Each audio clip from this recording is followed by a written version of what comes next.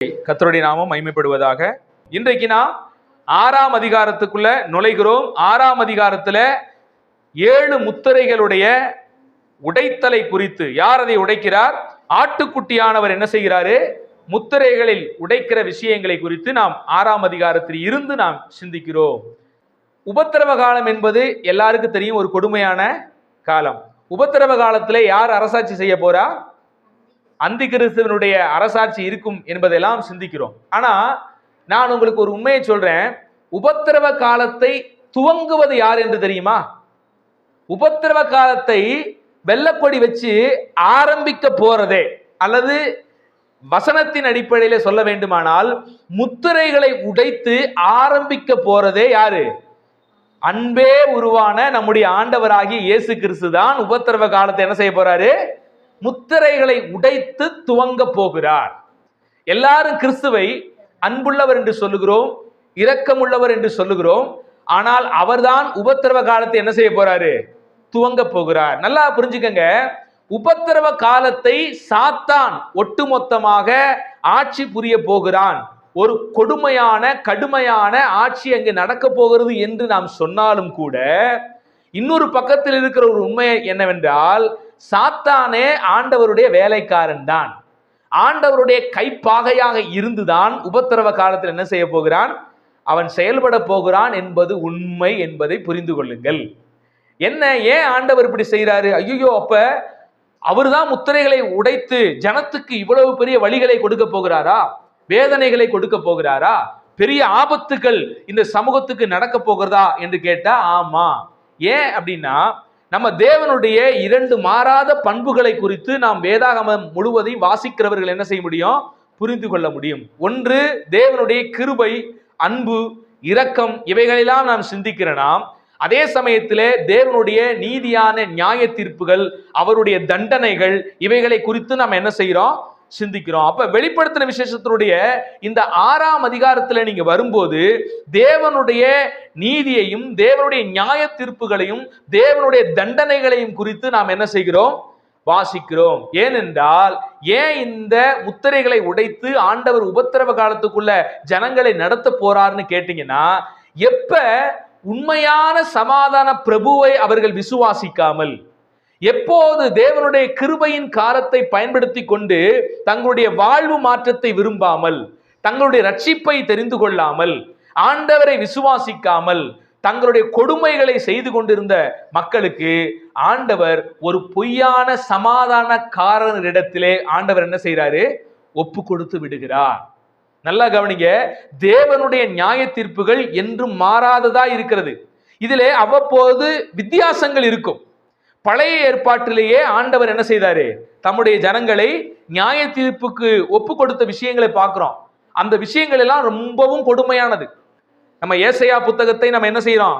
தியானித்துட்டு வரும்போது எப்படியெல்லாம் இஸ்ரவேல் மக்களை தேவன் நியாயம் தீர்த்தார். தம்முடைய ஜனங்கள் தான் தன்னுடைய மனமகிழ்ச்சியின் நாற்று என்று யூதா ஜனங்களை ஆண்டவர் என்ன செய்யறாரு? சொல்லுகிறார். எகிப்து என்கிற காலவாயிலிருந்து, அந்த அடிமைத்தனத்திலிருந்து அவர்களை தேவன் தான் மீட்டு கொண்டு வந்தார். பாலும் தேனும் ஓடுகிற அந்த கானான் தேசத்திலே கொண்டு வந்து அவர்களை சுதந்திரவாளிகளாய் ஆண்டவர் மாற்றினார் என்பது உண்மைதான். வேதம் அந்த நிகழ்வை குறித்து இப்படி பதிவு செய்து, கழுகினுடைய செட்டையிலே எப்படி தன் குஞ்சுகளை சுமந்து அந்த கழுகு கொண்டு வருகிறதோ, ஆண்டவரும் இஸ்ரவேல் மக்களை என்ன செஞ்சாராம்? அப்படி சுமந்து கொண்டு வந்தாராம். அந்த நிகழ்வையெல்லாம் பார்க்கும்போது தேவனுடைய இரக்கத்தையும் கருணையையும் அந்த இடத்துல பார்க்க முடியும். 40 வருஷ காலமாய் ஆண்டவர் இஸ்ரவேல் ஜனங்களை தம்முடைய முதுகிலே என்ன பண்ணிட்டாரு? சுமந்து கொண்டு வந்தார். அதனாலதான் அவருடைய பாதரட்சையினுடைய வார் அருந்து போகவில்லை, அவருடைய பாதரட்சை பழமையாய் போகவில்லை, அவருடைய வஸ்திரம் பழமையாய் போகவில்லை. 40 வருஷமாக இஸ்ரவேல் மக்கள் தேய்ந்து போகாத பாதரட்சையை போட்டிருந்தார்கள், பழமையாய் போகாத வஸ்திரத்தை உடுத்தி இருந்தார்கள். பல அற்புதங்களை தங்கள் கண்முன்னே கண்ட ஜனம்தான். ஆனா அந்த ஜனங்களை கடுமையான விதத்திலே தேவன் என்ன செய்தாரு? நியாயம் தீர்க்கிற விஷயத்தை பார்க்கிறோம். பாபிலோனிய சாம்ராஜ்யம் வந்து இஸ்ரவேல் ஜனங்களை அடிமைப்படுத்துகிறது. அங்கிருக்கிற குழந்தைகளை எல்லாம் செவற்றிலே மோதி அடித்து கொலை செய்கிறது. அங்கிருக்கிற யுத்த வீரர்களை எல்லாம் வெட்டி கொள்ளுகிறது. அங்க இருக்கிற கற்ப ஸ்திரிகள் எல்லாம் கற்பம் கலைக்கப்படுகிறது. இப்படியெல்லாம் கடுமையான நியாய தீர்ப்புகளை இஸ்ரவேல் மக்கள் மீது வந்த சங்கதிகளை நம்ம என்ன செய்ய முடியுது? வேதாகமத்திலேயே பார்க்க முடியுது. ஒரு பக்கம் தேவனுடைய கிருபையை பார்க்கிறோம், இன்னொரு பக்கம் தேவனுடைய நியாய தீர்ப்பையும் பார்க்கும். இந்த ரெண்டையுமே நம்ம என்ன பண்ணிடக்கூடாது, மறந்துடக்கூடாது.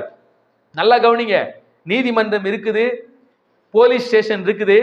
இதெல்லாம் நமக்கு நல்லதுக்கு இருக்குதா கெட்டதுக்கு இருக்குதா? பொதுவாக இந்த உலகத்துல அவைகள் எல்லாம் நல்லவைகளுக்கும் இருக்குது. நீங்க நல்லவர்களா இருந்து உங்களுக்கு தீமை இழைச்சாங்கன்னா உங்களுக்கு நீதிமன்றமும் போலீஸ் ஸ்டேஷனும் எப்படி இருக்கும்? நண்பனா இருக்கும், உங்களுக்கு உதவிகரமா இருக்கும், உங்களுக்கு அவைகள் ஆசீர்வாதமாக இருக்கும்.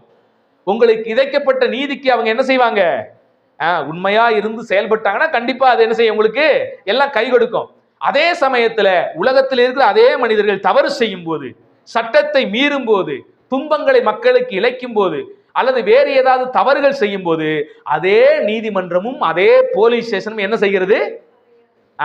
அவர்களுக்கு நியாய தீர்ப்பை கொடுக்கிறதா இருக்குது. அவர்களுடைய அழிவுக்கு காரணமாக என்ன செய்கிறது? இருக்குது. அப்ப இதை புரிஞ்சுக்கிறோம். நம்ம ஆண்டவரும் இதே போலதான். இந்த உலகத்துல பல சிஸ்டங்களை நம்ம பார்க்கும்போது தெய்வத்தினுடைய பிரதிபலிப்பாக அவைகள் எல்லாம் என்ன செய்யும்? இருக்கும். இந்த உலகத்தினுடைய பல சிஸ்டங்களை பார்க்கும்போது சாத்தானுடைய பிரதிபலிப்பாகவும் சில விஷயங்கள் என்ன செய்யும்? அதையும் இருக்கும். இந்த உலகத்தை நீங்க நோக்கி பார்க்கும்போது சில ஆவிக்குரிய பிம்பங்களை காண்பிக்கிற காரியமாக என்ன செய்யும்? எல்லாமே இருக்கும். இப்படிப்பட்ட விஷயத்துல மனித தலையீட்டையும் நம்ம என்ன செய்ய முடியுது? பார்க்க முடியுது. அதனாலதான் நான் எப்பயுமே சொல்லுவேன், உலகத்தை பொறுத்த வரைக்கும் கர்த்தரும் கிரியை செய்கிறார், சாத்தானும் கிரியை செய்கிறார், மனிதனும் என்ன செய்யறான்? தன் சுய இஷ்டத்துக்கு கிரியை செய்து கொண்டிருக்கிறான். அப்ப முழுக்க இங்க தேவ சித்தம் செய்யப்படும் போது அதுதான் தேவனுடைய ராஜ்யமாக என்ன செய்யும்? இருக்கும். அதனாலதான் நம்ம பரலோக ஜெபத்துல கூட ஆண்டவர் சொல்லி கொடுக்கும்போது ஒரு ஜெபத்தை சொல்லி கொடுக்கிறார். என்ன ஜெபம்? பரலோகத்திலே உம்முடைய சித்தம் செய்யப்படுவது போல அதுதான் சமாதானம் நிறைந்த வாழ்வு. எப்போது பிசாசனுடைய சித்தத்தை ஒழித்து விட்டு என் சித்தத்தை அடக்கிவிட்டு தேவ சித்தத்துக்கு நாம் வருகிறோமோ அப்போது நமக்குள்ளே தேவ ராஜ்யம் என்ன செய்யும்? வரும். அப்ப தேவனுடைய ராஜ்யம் உங்களுக்குள்ளே வரணும்னா முழுக்க யாருடைய சித்தத்தில் நீங்க இருக்கணும்? தேவனுடைய சித்தத்தில் இருக்கணும். அப்ப தேவ சித்தம் இங்க நடக்கட்டும்னு எதிர்பார்க்கிற நாம அந்த தேவ சித்தத்தை உணர்ந்து நாம் செயல்படும் போது தேவ ராஜ்யம் யாருக்குள்ள இருக்கும்? நமக்குள்ள இருக்கும். அதனாலதான் இயேசு சொல்லும் போது ஆண்டவருடைய ராஜ்யம் யாருக்குள்ள இருக்குன்னு சொல்லுவாரு? சீஷர்களை பார்த்து, தம்மை பின்பற்றுகிற ஜனங்களை பார்த்து, உங்களுக்குள்ளே தேவனுடைய ராஜ்யம் இருக்கிறது. ஏனென்றால் அவர்கள் தேவனுடைய சித்தத்துக்கு ஒப்பு கொடுத்து வாழ்ந்தார்கள். தேவன் எங்கே போக சொன்னாரோ அங்கே போனார்கள். தேவன் எதை பேச சொன்னாரோ அதை பேசினார்கள். தேவனுடைய அவயவங்களாக தேவனை பின்பற்றுகிற சீஷர்கள் என்ன செஞ்சாங்க? இருந்தாங்க. இவங்க கையை வச்சா இயேசு கையை வச்சு அங்க சுகமாக்குவார். இவங்க பேசினா இயேசுவின் வார்த்தை என்ன செய்யும்? வெளிப்படும். இப்படி வாழ்ந்ததுனால தான் தேவனுடைய ராஜ்யம் உங்களுக்குள்ளே இருக்கிறதே என்று பார்க்கிறோம். ஆனா பல இடங்களிலே தேவனுடைய சித்தம் தேவராஜ்யம் இல்லாதபடி மனுஷ சுய விருப்பங்களும் அல்லது சாத்தானுடைய செய்கையும் உள்ளே கலக்கும் போதுதான் என்ன வருது? நிறைய பிரச்சனை வருது. நாட்டிலையும் அந்த பிரச்சனை தான் இன்னைக்கு என்னது தலைவிரிச்சு ஆடிக்கிட்டு இருக்கு. இதெல்லாம் முடிந்து தேவனுடைய பரிபூர்ணமான சித்தம் இந்த பூமியில என்ன பண்ணணும்? செய்யப்படணும். அப்ப நல்லா கவனிங்க. இந்த வெளிப்படுத்தின விசேஷத்துல பார்க்கிறோம், அந்த ஜனங்கள், அந்த நியாயம் தீர்க்கப்பட போகிற ஜனங்கள் தேவனை விட்டு தேவன் கொடுக்கிற உண்மையான சமாதானத்தை விட்டு தேவனுடைய ரட்சிப்பை விட்டு அவர்கள் விக்கிரகங்களை வழிபாடு செய்யும் பொழுது அல்லது தவறான விஷயத்துக்குள்ள தேவனை மறந்து வாழும்போது தேவனுடைய நியாய தீர்ப்பு வருகிறது. உண்மையை அவர்கள் நம்பாததனால் ஒரு மாயையான பொய்க்குள் போய் என்ன பண்ணிடுறாங்க? சிக்கிக் கொள்ளுகிற விஷயத்தை நம்மால பார்க்க முடியுது. அதனாலதான் முதலாம் முத்திரையை உடைக்கும் போது என்ன நடந்துச்சு அங்க கவனிங்க. ஆட்டுக்குட்டியானவர் முதலாவது முத்திரை ஒன்றை உடைக்க கண்டேன். அப்பொழுது 4 ஜீவன்களில் ஒன்று என்னை நோக்கி, நீ வந்து வா என்று இடி முழக்கம் போன்ற சத்தமாய் சொல்ல கேட்டேன். நான் பார்த்தபோது இதோ ஒரு வெள்ளை குதிரையை கண்டேன். அதன் மேல் ஏறி இருந்தவன் வில்லை பிடித்திருந்தான். அவனுக்கு ஒரு கிரீடம் கொடுக்கப்பட்டது.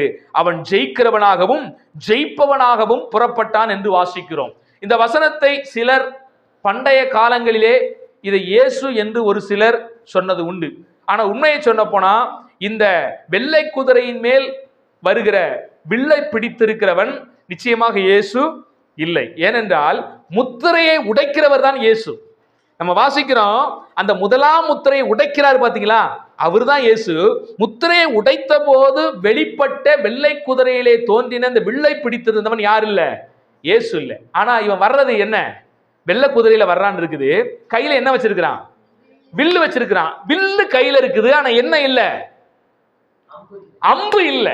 நல்லா கவனிங்க, வில்லு கையில வச்சிருக்கிறான், ஆனா என்ன இல்ல? அம்பு இல்ல. அப்ப இது என்ன விளக்கம் அப்படின்னு கேட்டீங்கன்னா, இது ஒரு போலியான சமாதானத்தை, முதல் முத்திரை உடைக்கப்படுகிற ஒரு காலம் எப்படிப்பட்ட காலமாக இருக்க போகிறது என்றால், அது உபத்திரவ காலத்தின் துவக்க நிலையாக இருக்க போகிறது. அந்த துவக்க நிலையிலே சம்பவிக்க போகிற ஒரு விஷயம் என்னன்னா, ஒரு போலியான சமாதானம் உலகமெங்கிலுமே இருக்கும். அதாவது பிரச்சனை உள்ள நிறைய இருக்கும், ஆனா வெளியே பிரச்சனை தெரியாத மாதிரி ஒரு பேச்சு இருக்கும். எல்லாம் நல்லா தாங்க இருக்கு, எல்லாம் சௌக்கியமாக தான் இருக்கு, எல்லாமே நிறைவாக இருக்குங்க, எங்கேயும் பிரச்சனை இல்லைங்க, நம்ம பூமியில ரொம்ப அமைதியா இருக்கிறவங்க, ரொம்ப சமாதானமா இருக்கிறவங்க அப்படின்னு ஒரு போலியான பூச்சு உலகம் எங்கிலும் என்ன பண்ணப்பட்டு இருக்கும்.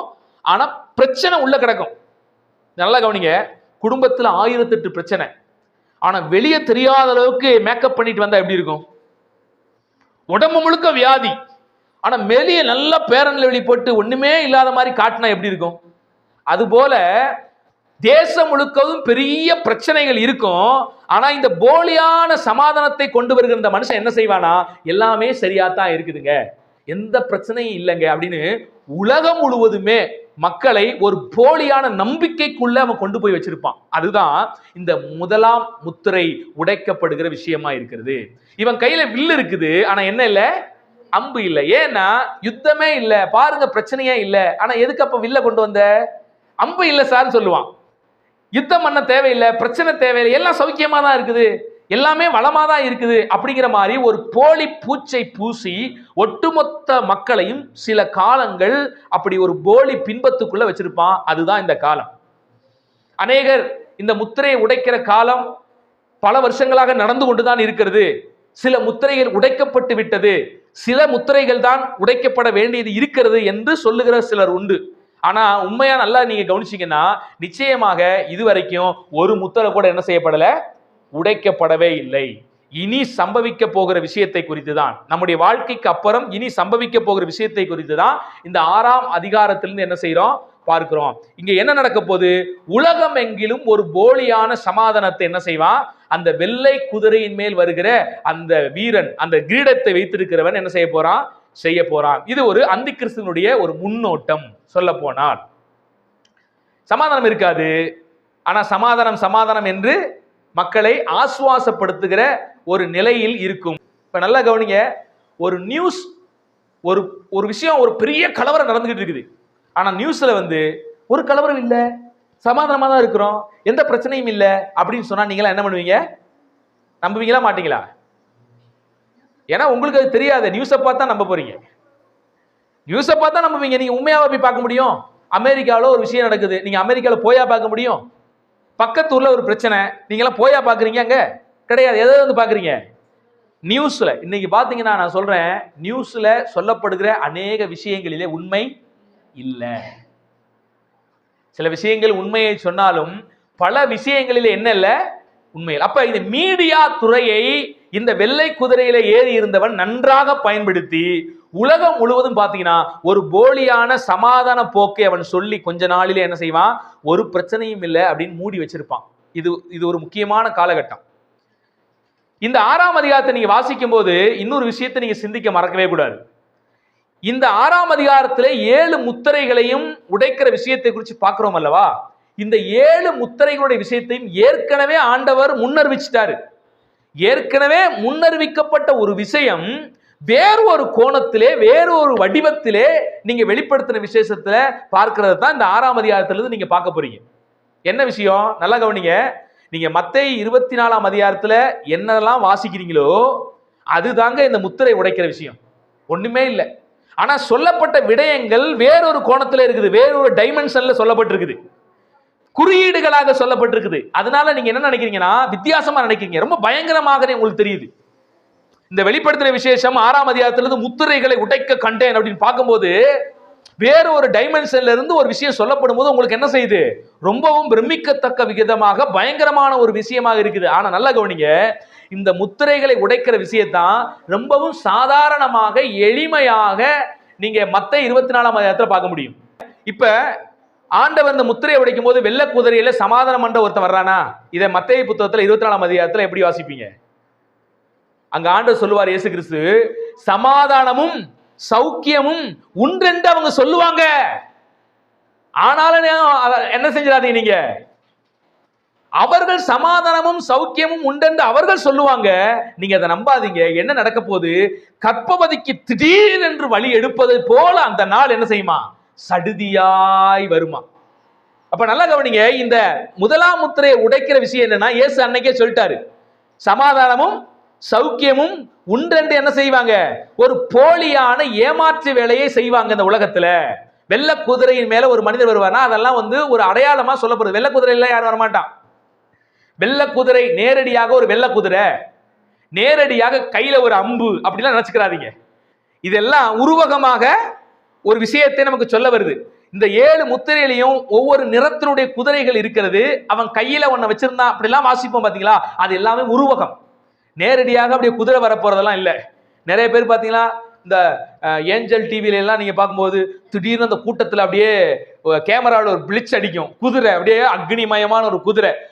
பாருங்க, குதிரை வெளிப்பட்டு விட்டது, சிகப்பு நிற குதிரை வெளிப்பட்டு விட்டது, வெள்ளை நிற குதிரை அப்படின்னு அடிச்சு விடுவாங்க. அதெல்லாம் கிடையாதுங்க, சரிங்களா?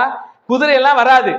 குதிரை என்பது என்னன்னா ஒரு உருவகமாக சொல்லப்பட்ட விஷயங்கள். இது ஒரு பாணி, ஒரு விஷயத்தை வெளிப்படுத்தும்படி யூதர்களுக்குள்ள இருந்த இது ஒரு இலக்கிய நடை போன்று அவர்களுக்கு என்ன செஞ்சு பேசுறது. இதே போலதான் நீங்க எசேக்கியேல் புத்தகம் இது போன்று, தானியேல் புத்தகம் இது போன்று, சகரியா புத்தகங்கள் இது போன்று, இவைகள் எல்லாம் பார்த்தீங்கன்னா உருவகமாக ஒரு விஷயத்தை என்ன செய்யும்? பேசும். அதே போலதான் இந்த வெளிப்படுத்தின புத்தகமும். அப்ப இதுல வெள்ளை குதிரைனா வெள்ளை குதிரை வரப்போறது இல்ல.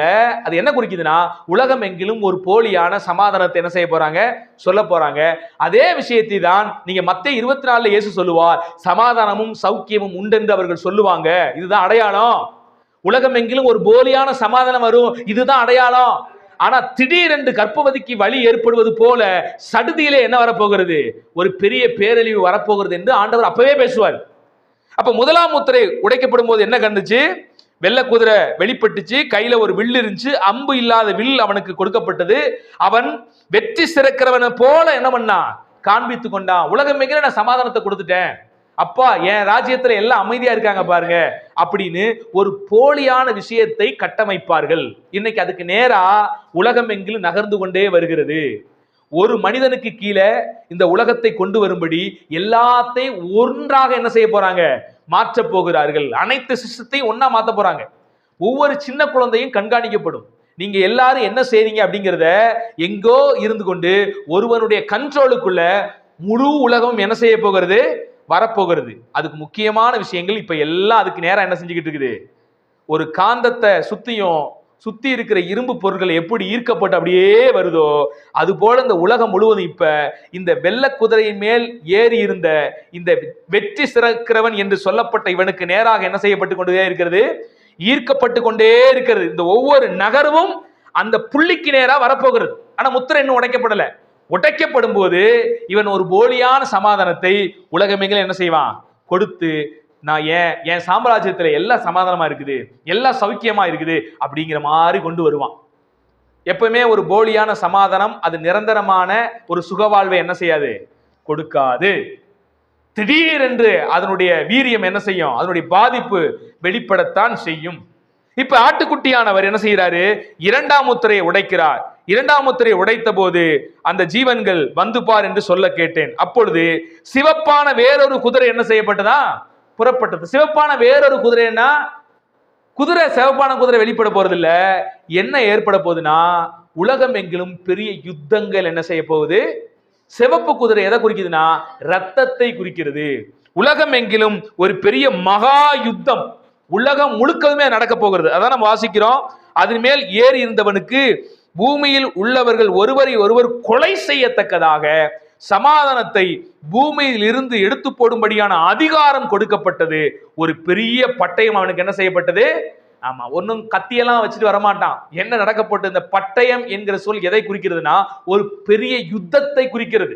ஒருவர் மாத்தி ஒருவர் கொலை செய்து கொள்ளும்படி, பக்கத்து மாநிலம் நம்ம மாநிலமும் பக்கத்து மாநிலமும் அடிச்சுக்கிட்டு செத்தா எப்படி இருக்கும்? நம்ம நாடும் பக்கத்து நாடும் அடிச்சுக்கிட்டு செத்தா எப்படி இருக்கும்? நம்ம குடும்பமும் பக்கத்து குடும்பமும் அடிச்சுக்கிட்டு செத்தா எப்படி இருக்கும்? அது போல ஒரு நிகழ்வு உலகம் எங்கிலுமே நடக்க போகுது. நல்லா கவனிச்சுக்கோங்க. இப்பயும் நடக்குது சில இடங்கள்ல. அது என்னன்னா, உலகம் எங்கில் நடக்கல, எங்கோ ஒரு சிலர் குடும்பங்கள் அடிச்சுக்கிடுவாங்க, எங்கோ ஒரு பக்கத்து ஊருக்காரர் அடிச்சுக்கிறத பாக்குறோம், எங்கோ ஒரு இடத்துல பக்கத்து நாடு அடிச்சுக்கிறத பாக்குறோம். ஆனா இந்த இரண்டாம் முத்திரை உடைக்கப்படும் போது என்ன நடக்க போகுதுன்னா, முழு உலகமும் என்ன செய்ய போகுது? இதை இயேசு மத்த 24 சொன்னாரா இல்லையா? இதே விஷயத்தை தான் அங்கேயும் பேசுறாரு. ஆனா அங்க சொல்லப்பட்டது சாதாரணமா சொல்லிட்டு போயிட்டாரு. யுத்தங்களின் செய்திகளை என்ன செய்வீங்க? கேள்விப்படுகிறீர்கள். ராஜ்யத்துக்கு விரோதமாக ராஜ்யம், ஜனத்துக்கு விரோதமாக ஜனமும், அப்படின்னு அழகா நேரடியா இயேசு சொல்லிட்டு போயிட்டாரு. ஆனா இங்க கொஞ்சம் பிரம்மாண்டப்படுத்தி பேச பார்க்கிறோம். முத்திரைகளில் ஒன்றை உடைக்க கண்டேன் என்று பார்க்கிறோம். ஜீவன்கள் வந்து பார் என்று பேசுகிறது. அப்போ ஒரு சிவப்பு குதிரை தெரியுது. அந்த சிவப்பு குதிரத்தின் மேல என்ன செய்யுது? மரணம், எல்லாரும் ஒருவரை ஒருவர் அடித்து சாகும்படியான அதிகாரம் கொடுக்கப்படுது. இப்படி எல்லாம், அதாவது மத்தையில சொல்லப்பட்ட அதுவும் இங்க சொல்லப்படுற இந்த நிகழ்வும் ஒரே விஷயம்தான். ஆனா சொல்லும் பாணி கொஞ்சம் எப்படி இருக்குது? வித்தியாசமாக இருக்கிறது. மத்த 24 எடுப்போமே, இதே விஷயங்கள் அங்கேயும் சொல்லப்படும் பாருங்க. அப்படியே பதிவு செய்யப்பட்டிருக்கும். ஆனா சொல்லும் பாணி வித்தியாசமா இருக்கும்.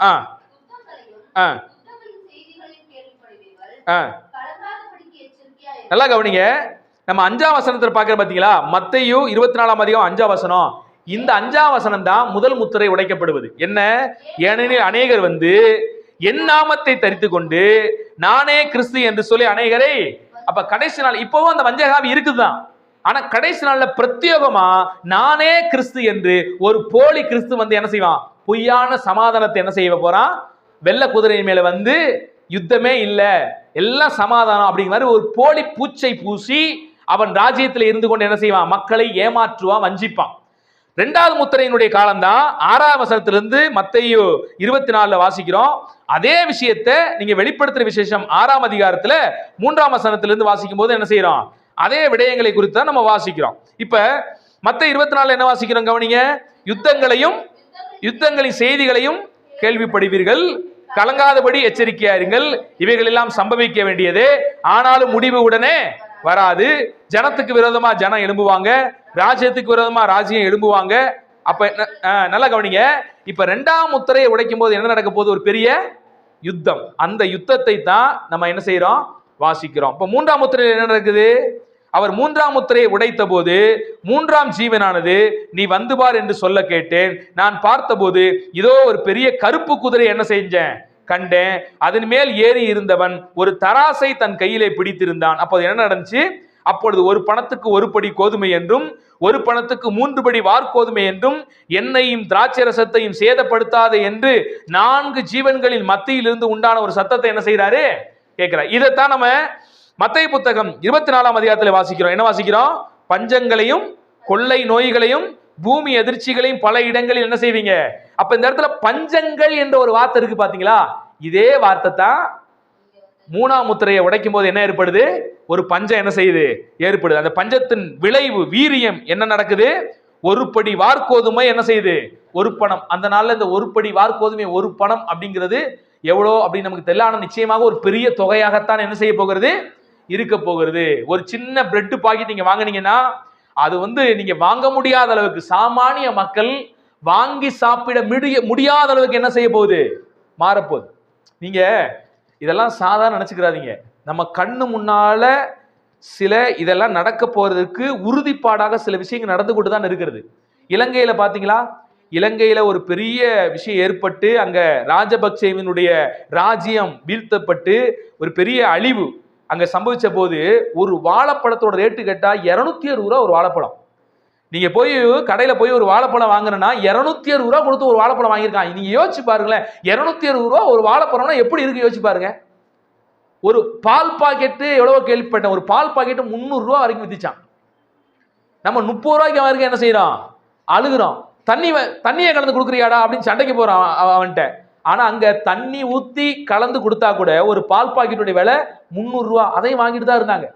ஒரு கிலோவினுடைய அரிசி நீங்க எதிர்பார்க்க முடியாது. ஒரு சிப்பம் வாங்கி போடலாம், ஒரு சிப்பம் வாங்கி போடுற அளவுக்கு ஒரு கிலோ அரிசி என்ன செய்யுது விற்கிற சூழ்நிலையை நம்ம பக்கத்துல இலங்கையில நம்ம பார்க்கிறோம். ஒரு பெரிய அழிவு வந்தப்ப அந்த தேசம் என்ன செய்ய தாக்கு பிடிக்க முடியல, பொருளாதாரத்துல மிகப்பெரிய வீழ்ச்சி, சாமானிய மக்கள் சாப்பிட கூட முடியாம எத்தனையோ பேர் கஷ்டப்பட்டாங்க.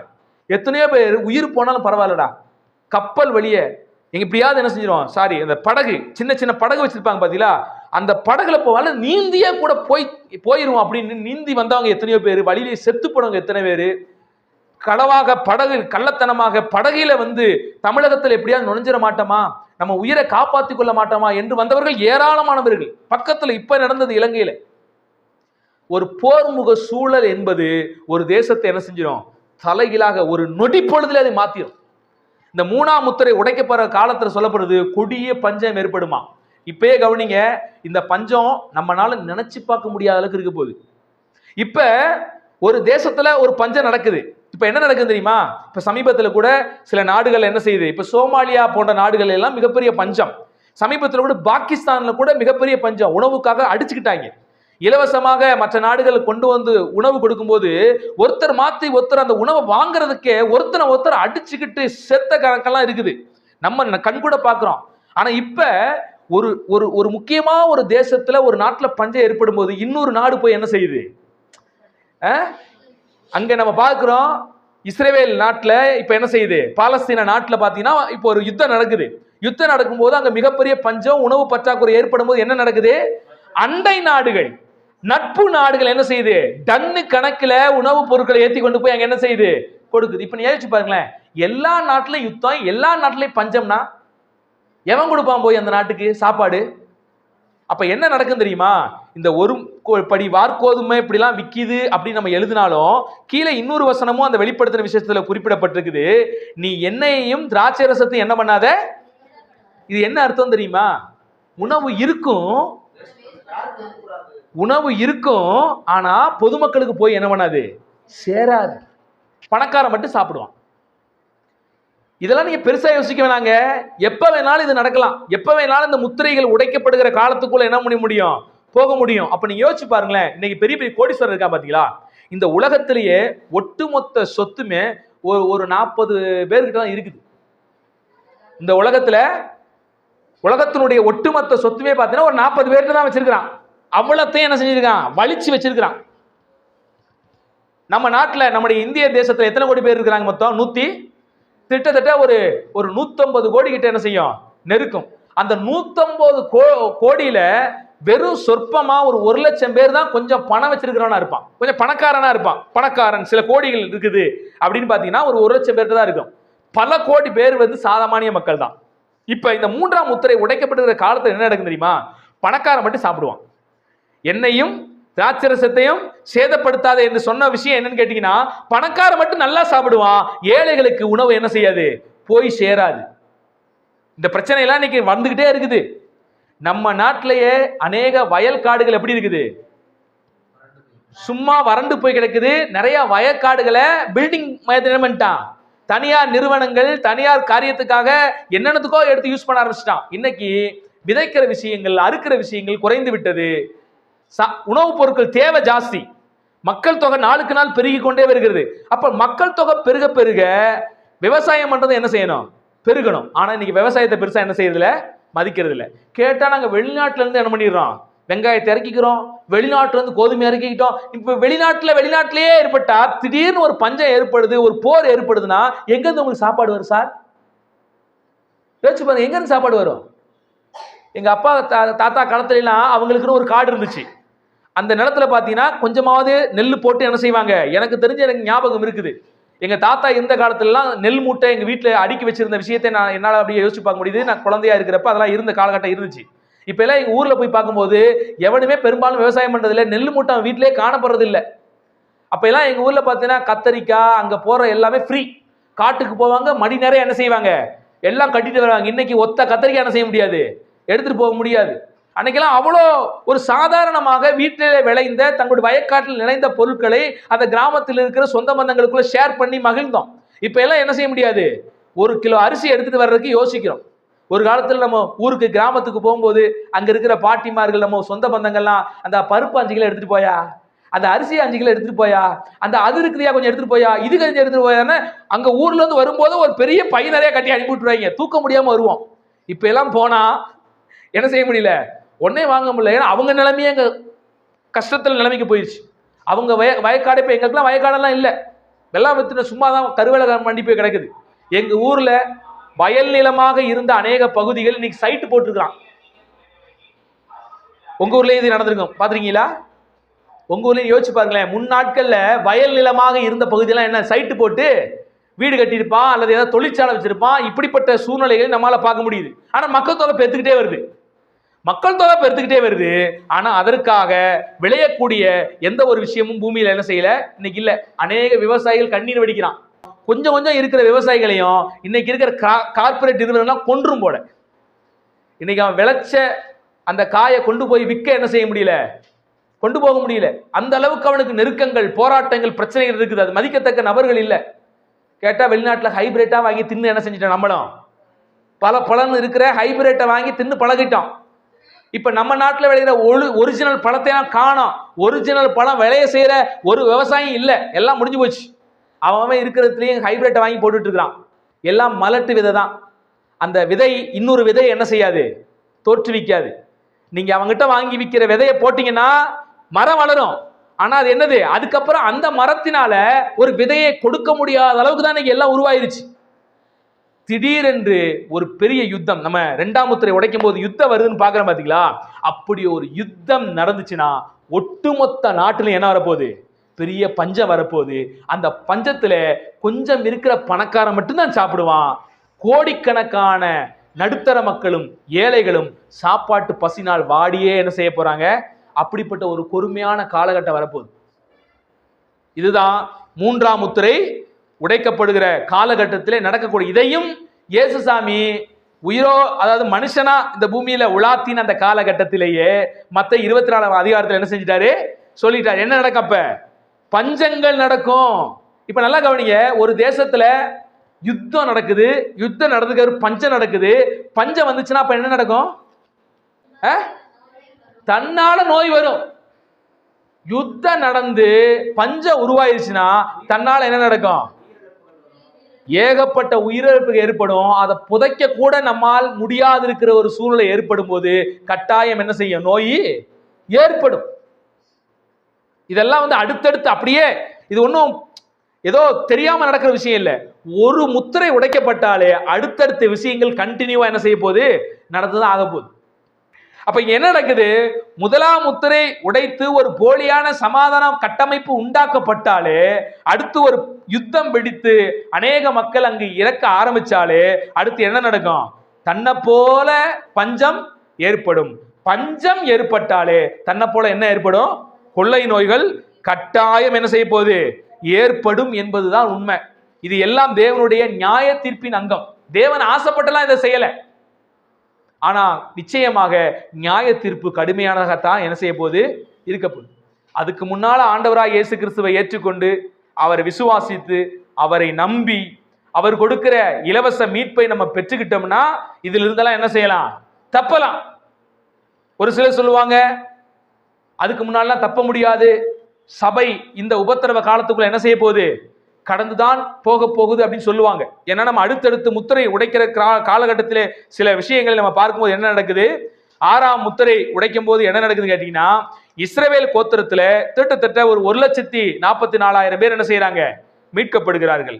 அந்த 6ஆம் முத்திரை உடைக்கப்படுகிற காலத்துல இன்னொரு நிகழ்வு நடக்கிறது. என்னன்னு கேட்டீங்கன்னா, ஒரு பெரிய இரத்த சாட்சி கூட்டம் என்ன செய்யுது, திரளான கூட்டத்தார் என்ன செய்யறாங்க, மீட்கப்படுகிற விஷயத்தை குறித்து நம்ம இங்க பார்க்கிறோம். அப்ப இதெல்லாம் எப்படி, அப்ப அந்த உபத்திரவ காலத்துல இந்த 1,44,000 பேர் இஸ்ரவேல் ஜனங்கள்ல இருந்து வர்றாங்களே, மற்ற புறஜாதி ஜனத்திலே எண்ண முடியாத ஒரு கூட்டம் அநேக பாஷைக்காரிடத்திலே வருகிறார்களே, அப்ப சபை நிச்சயமாக என்ன செய்யாது, இவர்களை குறித்து வேதம் சொல்றது பரிசுத்தவான்கள் என்று சொல்கிறது. அப்ப இதையெல்லாம் நம்ம வச்சு பார்க்கும்போது சபை இந்த உபத்திரவ காலத்துக்கு ஊடாக போகத்தான் போகுது. அதாவது 6ஆம் முத்திரை உடைக்கிற காலத்துல நிச்சயமாக போகும் அப்படிங்கிற மாதிரி சொல்றாங்க. ஆனா ரகசிய வருகைக்கும் சில வசனங்கள் என்ன செய்யுது, இருக்கிறது. நம்ம ஏற்கனவே பார்த்தோம், அந்த 24 மூப்பர்களும் தேவனால் மீட்கப்பட்டவர் எங்க இருக்கிறாங்க?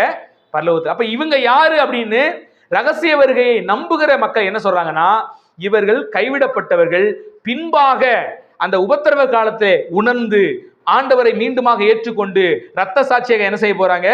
மரிக்கிற கூட்டத்தை குறித்து சொல்லுது. இவங்க இரண்டாவது தவணையாக மீட்கப்படுகிற முதல் உயிர்த்தெழுதலுக்கு பங்காளிகள். இரண்டாவது ஒரே விஷயம்தான், ஆனா இரண்டாவது முறையாகவும் இது நடந்து ஆண்டவர் என்ன செய்யறாரு? எடுக்கிறார் என்பதாக இவங்க என்ன செய்யறாங்க? குறிப்பிடுகிற விஷயத்தை நம்ம பார்க்க முடியும். இப்ப நல்லா கவனிங்க, 4வது முத்திரையை உடைக்கும் போது என்ன நடக்குது? அவர் 4ஆம் முத்திரையை உடைத்த போது 4ஆம் ஜீவனானது நீ வந்து பார் என்று சொல்லும் சத்தத்தை என்ன செய்ய கேட்டேன். அப்ப என்ன நடக்குது? நான் பார்த்த போது இது மங்கின நிறமுள்ள ஒரு குதிரை என்ன செய்யறாரு? பார்க்கிறார். அந்த குதிரை மேல என்ன இருந்துச்சு? பட்டயத்தினாலும் பஞ்சத்தினாலும் சாவினாலும் பூமியின் துஷ்ட மிருகங்களினாலும் பூமியின் கார்பங்கில் உள்ளவர்களை கொலை செய்யும்படியான அதிகாரம் என்ன செய்யப்பட்டது? கொடுக்கப்பட்டது. அப்ப பஞ்சம் உள்ள நுழைஞ்சிருச்சுனாலே என்ன நடக்க போகுது? இங்க இருக்கிற எல்லாமே ஒருத்தர் மாத்தி ஒருத்தர் பட்டயத்தினால கொண்டு கொள்வதும், மிருகங்களுக்கு என்ன இருக்காது. அப்ப இப்பயே நம்ம பார்க்கிறோம், நம்ம எல்லாருமே காடுகளை அழிச்சு மிருகங்கள்லாம் அப்பக்கப்ப பூமிக்கு நம்ம வாழ்ற இடத்துக்குள்ள வந்து விஷயம் எல்லாம் பார்க்க போறோம். அப்ப இந்த கொடுமையான காலத்துல விலங்குகளுக்கும் உணவில்லாத போது அது எங்க வரும்? இதெல்லாம் அதிகாரம், இதெல்லாம் ஒரு காலத்துல என்ன செய்ய போகுது? இதெல்லாம் கட்டுக்கடங்க முடியாது. இப்ப எல்லாத்தையும் மனுஷன் கண்ட்ரோல்குள்ள வச்சிருக்கிறான். ஆனா இந்த முத்திரைகள் ஒவ்வொன்றாக உடைக்கப்படும் போது எந்த மனிதனுடைய கையிலும் மனித குலம் கட்டுப்பாட்டுக்குள்ள என்ன செய்யாது? இருக்காது. கட்டுப்பாட்டை மீறி நடக்கிற விஷயமா போயிடும். இப்ப இந்த பூமியில நம்ம ஒவ்வொருவருக்கும் ஒரு சட்டம் இருக்குது, ஒரு போலீஸ் ஸ்டேஷன் இருக்கு, ஒரு நீதிமன்றம் இருக்குது, ஒரு மனசாட்சி இருக்குது. எல்லாத்தையும் வச்சு மனிதர்கள் எல்லாரும் ஒரு கட்டுக்கோப்புல வாழ்றோம்.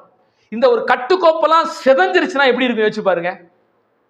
இதனுடைய அடையாளம் தான் அங்கங்க சில ஊர்களில் கலவரங்கள் நடக்குது பாத்தீங்களா?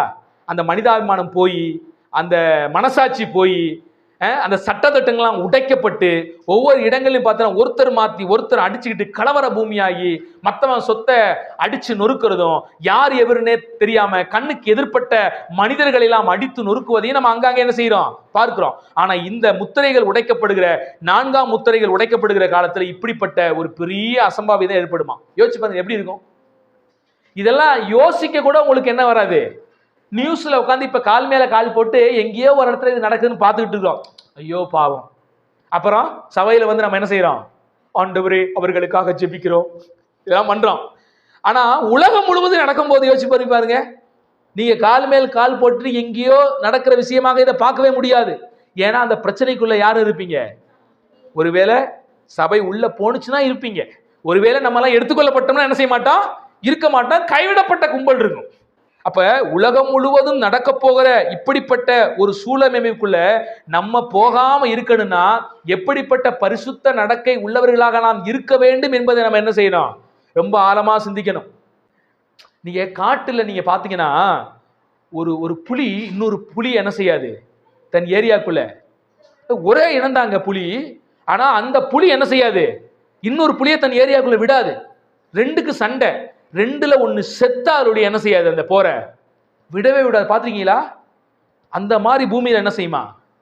எவனாவது ஒரு மனுஷன் எதிர்த்துல வந்துட்டா அவனை போட்டு தள்ளிட்டு அவங்கிட்ட ஏதாவது இருக்குதா? ஏதாவது பாட்டில் தண்ணி இனி வச்சிருக்கானா? ஏதாவது சாப்பாடு ஒளிச்சு வச்சிருக்கானா? இல்ல அவங்கிட்ட போட்டுக்க ஏதாவது ட்ரெஸ் இருக்குதா? ஏதாவது உடைமைகள் வச்சிருக்கானா? அப்படிங்கிற காண்டியே சக மனிதனை கொன்று விட்டு அவனுடைய விஷயத்தை எடுத்துக்கொள்கிற விஷயம் அந்த கடைசி நாள்ல என்ன செய்ய போகுது? ஏற்பட்டுரும். பணக்காரன் மட்டும் தன் பணத்தை வச்சு கொஞ்சம் பாதுகாப்பு வச்சு கொஞ்ச நாள் சாப்பிட்டுட்டு இருப்பான். அவனுக்கும் நிரந்தரமாலாம் அதெல்லாம் கிடையாது. ஒவ்வொரு முத்திரையா உடைக்கப்படும் போது இந்த 3ஆம் முத்திரை 4ஆம் முத்திரை உடைக்கிற வரைக்கும் தான் அவன் சொகுசா வாழ போறான். 5ஆம் முத்திரை 6ஆம் முத்திரை இருக்கும்போது அவன் சொத்துக்கெல்லாம் அவனை என்ன செய்யாது? காப்பாத்தாது. அவனும் அழிஞ்சு போக போறான். அடுத்தடுத்து நம்ம வாசிக்கும் போது ஒவ்வொரு முத்திரை விஷயத்துல பாக்குறோம். இதெல்லாம் கொஞ்சம் கொஞ்சம் குறிப்பிட்ட காலத்திலே நடக்குற விஷயம். இவன் காசை வச்சு மற்றவெல்லாம் கொண்டுட்டு சில பேர் மட்டும், சில 1000 பேர் மட்டும் தப்பிச்சுக்கலாம் நினைப்பான். ஆனா அடுத்தடுத்து முத்திரைகளை உடைக்கிற காலத்துல ஒரு பயலும் என்ன செய்ய முடியாது? அந்த நியாய தீர்ப்பு நாளிலே நிற்க முடியாது. ஆண்டவருடைய மகா நாளிலே நிற்க முடியாது. அதனாலதான் நம்ம வேதத்துல வாசிக்கிறோம், குமாரன் கோபம் கொள்ளாமலும் வழியிலே அழிந்து போகாமல் இருக்கும்படிக்கு அவருடைய பாதங்களை என்ன செய்யுங்க? முத்தம் செய்யுங்க. அவருடைய நாள் பயங்கரமானது. அந்த வார்த்தைகளால் வர்ணிக்க முடியாத அளவுக்கு என்ன செய்ய போகுது? கடுமையான காலமாக அந்த காலம் இருக்க போகிறது என்று வேதாகமம் என்ன செய்யுது? நமக்கு எச்சரிக்கிறது. ஐந்தாம் முத்திரை உடைக்கும் போது என்ன நடக்குது?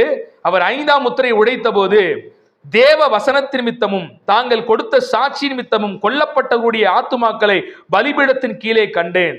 அவர்கள் பரிசுத்தமும் சத்தியம் உள்ள ஆண்டவரே, தேவரீர் பூமி எங்கும் குடியிருக்கிறவர்களிடத்தில் எங்கள் இரத்தத்தை குறித்து எதுவரைக்கும் நியாய தீர்ப்பு செய்யாமலும் பழிவாங்காமலும் இருப்பீர் என்று மகா சத்தமிட்டு என்ன செய்யுது சொல்லப்பட்ட நிகழ்வை பார்க்கிறோம். இந்த 5 முத்திரை கால கட்டத்தை நம்ம பார்க்கும்போது ரொம்பவும் கொடுமையுள்ள காலமாக என்ன செய்கிறது?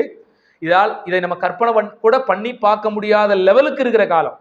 அப்ப இதெல்லாம் நம்மை பிடித்து கொள்ளாதபடி வேதம் சொல்கிறது, நாம் அந்தகாரத்தில் இருக்கிறவர்கள் அல்லவே என்று தெசலோனிக்கேயர் புத்தகத்தில் நம்ம என்ன செய்யறோம்? வாசிக்கிறோம். நாம் அந்தகாரத்தில் இருக்கிறவர்கள் அல்ல. அப்ப இவைகளெல்லாம் சம்பவிக்கும் முன்பாக தேவன் நம்மை எடுத்துக்கொள்ளும் நாள் இருக்குமே. ஆனால் அந்த இடத்துக்கு நாம் போகும்படி எப்படிப்பட்ட பரிசுத்த நடக்கையும் தேவனுக்கு பிரியமான பிள்ளைகளுமாய் வாழ வேண்டும் என்பதை நம்ம என்ன செஞ்சுக்கிறோம்? சிந்திச்சுக்கிறோம். தேவன் நம்மை கோபாக்கினைக்கு நியமிக்கல. நம்மை தேவனுடைய கிருபையால் மீட்பதற்காகவே நம்ம எல்லாரும் ஆண்டவர் என்ன செஞ்சிருக்காரு? தெரிந்தெடுத்து வச்சிருக்கிறார். வேதம் சொல்கிறது, நமக்கு உண்மையா தேவனை பின்பற்றுகிற பிள்ளைகளுக்கு என்ன இல்லை? நியாய தீர்ப்பு இல்லை என்று வேதம் சொல்கிறது. அப்ப இந்த காலங்கள்லாம் சம்பவிப்பதற்கு முன்பாகவே தேவனுடைய வருகையில நம்ம காணப்படும்படி நம்ம வாழ்க்கையை சுத்திகரித்து கொண்டு நம்ம வாழ்க்கையில எண்ணெயோடும் தீவெட்டியோடும் கூட, நம்முடைய வாழ்க்கையிலே தேவன் வாஞ்சிக்கும் பரிசுத்தத்தோடு கூட, நம்ம வாழ்க்கையிலே தேவன் எதிர்பார்க்குகிற அந்த பயபக்தியோடு கூட வாழ வேண்டிய அவசியம் நமக்கு என்ன செய்கிறது? இது நமக்கு இந்த உலகம் நிரந்தரம் இல்லை. இந்த உலகம் நிரந்தரம் அப்படின்னு நினைச்சு ஓடிக்கிட்டு இருக்கிறவனுக்கும் கூட இந்த உலகம் என்ன இல்லை? நிரந்தரம் இல்லை. முக்கியமாக நாம் இந்த வெளிப்படுத்தின விசேஷத்தை நாம் தியானிக்கும் போது வேதம் சொல்லுகிறது, நோவாவின் காலத்தில் எப்படி நடந்ததோ அப்படியே மனுஷகுமாரன் நடக்கும் காலத்திலும் நடக்குமாம். அநேகர் சொல்கிறது என்னன்னா, இந்த நோவாவின் காலத்தை வைத்து சபை உபத்திரவ காலத்துக்குள் போகும். ஏனென்றால் நோவா என்கிற மனிதன் அந்த ஜலப்பிரவாகத்துக்குள்ளாக கடந்து சென்றுதான் மீட்கப்பட்டான் என்று சொல்லுவார்கள். ஆனால் நாம் நோவாவை குறித்து சிந்திப்பதை காட்டிலும் நோவாவுக்கு முன்பாக ஏனோக்கு எடுத்துக்கொள்ளப்பட்டான் அல்லவா? அந்த ஏனோக்கு எடுத்துக்கொள்ளப்பட்ட நிகழ்வைத்தான் நாம் சபை எடுத்துக்கொள்ளுதல் என்கிற நிகழ்விலே விசுவாசிக்கிறோம். நோவாவை குறித்து சிந்திக்கும் போது அந்த இஸ்ரவேல் ஜனத்திலே 1,44,000 பேரும் எண்ணிறந்த இரத்த சாட்சியாய் மரிக்கப் போகிற கூட்டத்தையும் நாம் வேண்டும் என்றால் நோவாவோடு கூட ஒப்பிடலாம். ஆனால் நாம் எதிர்பார்ப்பது, நாம் விசுவாசிப்பது என்னவென்றால், ஏனோக்கு எடுத்துக்கொள்ளப்பட்டான். அவன் தேவனோடு சஞ்சரித்துக் கொண்டிருக்கும் போது அவன் காணப்படாமல் போனான் என்று பார்க்கிறோம் அல்லவா? அந்த நிகழ்வைத்தான் நாம் சபை எடுத்துக்கொள்ளப்படுதல் என்பதை நாம் நம்புகிறோம், விசுவாசிக்கிறோம். அப்ப நாம் எடுத்துக்கொள்ளப்பட வேண்டும் என்றால் தேவனோடு கூட நாம் சஞ்சரிக்கிற அனுபவம் நமக்கு வேணும். தேவனோடு கூட உறவாடுகிற ஒரு அனுபவம் வேணும். உலகத்திலே ஏனோக்கு பிள்ளை குட்டிகளை பெற்றுக்கொண்டு உலகத்திலே அவன் வாழ்ந்தாலும் கூட அவன் தேவனோடு சஞ்சரித்து கொண்டிருந்தானா. இன்னைக்கு கர்த்தரோடு சஞ்சரித்து கொண்டிருக்கிற உங்க ஒவ்வொருவருக்கு ஆக்கினை தீர்ப்பில்லை. அவரோடு கூட வாழும்படியாய் அவர் எடுத்துக்கொள்ள சீக்கிரம் வருகிறார். மேகம் மீதிலே நம் ராஜா வரப்போகிறார். அந்த வருகைக்கு நாம் ஆயத்தப்படுவோம், நம்மை அர்ப்பணிப்போம்.